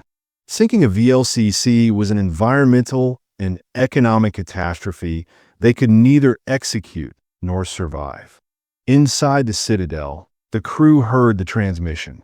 A young Filipino oiler began to pray quietly. Captain Petros shook his head, muting the external speaker. "They're lying. They need us alive." He relayed the message to London via the secure sat phone. In London, David Croft's team was already working the problem from the other end. Using the ship's tracking data and the captain's report, they had identified the mothership, the Gyra. They contacted a nearby NATO naval task force on anti-piracy patrol. A French frigate, the Corbeil, was dispatched to intercept. Meanwhile, the negotiation began. It did not happen between the captain and the pirate. It happened over a complex web of satellite phones, connecting London to Mogadishu, to Dubai, and finally to a sponsor in the Somali town of Garo who represented Mohammed's investor group. The language was not of threats, but of business. The Somali sponsor, a man named Garrett, opened the discussion. "You have our property. We have your ship. Let us discuss a fair price for its return." David Croft, the negotiator, was cold and professional. "The crew is secure. The ship is of no use to you. You are in a vulnerable position. A warship is en route. The only thing we are discussing is the safe release of the crew. The value of that is limited." The haggling was a macabre echo of a Middle Eastern souk. Garrett started with an outrageous demand, $20 million. Croft countered with a derisory $100,000. The talks went on for days. The crew in the Citadel rationed their water and food. The pirates on deck grew more desperate, their cot supplies running low, the shadow of the approaching warship looming over them. Back and forth it went, the numbers slowly converging. $15 million, $500,000, $10 million, $1 million. The negotiation was a psychological battle of attrition. Croft knew that time was on his side. Every hour the pirates sat on a dead ship, they were losing money and increasing their risk. Garrett knew that the insurance company would eventually pay to avoid a bloodbath. Finally, after 5 agonizing days, a figure was agreed upon, $1.8 million. The money, in used non-sequential U.S. bills, was gathered by the insurer, placed in a waterproof container, and loaded onto a small aircraft. The modern ransom was not a chest of pieces of eight, but a discrete financial transaction, a cost of doing business in a dangerous world. The deal was struck, but the most dangerous part was yet to come, the delivery. The drop. The agreed-upon location was a stretch of open ocean 20 nautical miles from the hijacked Oceanus. The sky was a pale, washed-out blue, the sea a gentle swell. The French frigate Corbeil stood off at a discreet distance, its helicopters in the air, its radar painting a perfect picture of the scene. It was a silent, powerful witness, a reminder of the consequences of double-crossing. A small, chartered twin-prop plane appeared, circling high above. On the deck of the Oceanus, Mohammed and his men watched, a mixture of anticipation and paranoia on their faces. They had won. They had extracted a fortune from a global corporation, but they were also exposed, vulnerable. The side door of the plane opened. A single, robust metal canister was pushed out, a small parachute deploying behind it. It drifted down, landing with a soft splash in the water, a tiny speck in the immense ocean. This was the drop. The container was fitted with a GPS beacon, its location now blinking on the handheld unit Mohammed carried. He barked orders. One of the attack skiffs was lowered and sped towards the floating prize. 2 pirates hauled the heavy canister aboard. There was no time for celebration here. They raced back to the Oceanus. On deck, the container was pried open. Inside, bundled in neat bricks, was the cash. A frenzy of counting ensued, fingers flying over the bills. $1.8 million. It was all there. Now, they had to uphold their end of the bargain. Mohammed got on the VHF. "Captain, the money is received. You have 1 hour.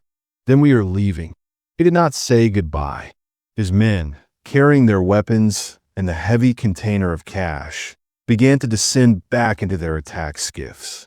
They were abandoning the Oceanus. The ship itself was worthless to them. It was too large, too traceable. The ransom was the entire objective. Inside the citadel, the crew waited in nervous silence for the full hour to pass, listening for any sound that might indicate a trick. Finally, Captain Petros, following protocols, used a remote camera system to survey the deck. It was clear. Cautiously, he unlocked the citadel door. The fresh air that washed over them was the sweetest they had ever tasted. They emerged, blinking, into the sunlight, onto a ship that was once again theirs. They were free. The pirates were already vanishing over the horizon, returning to the ghost coast from whence they came, their skiffs laden not with silk and spice, but with the modern world's ultimate token of value: cold, hard cash. The cycle was complete.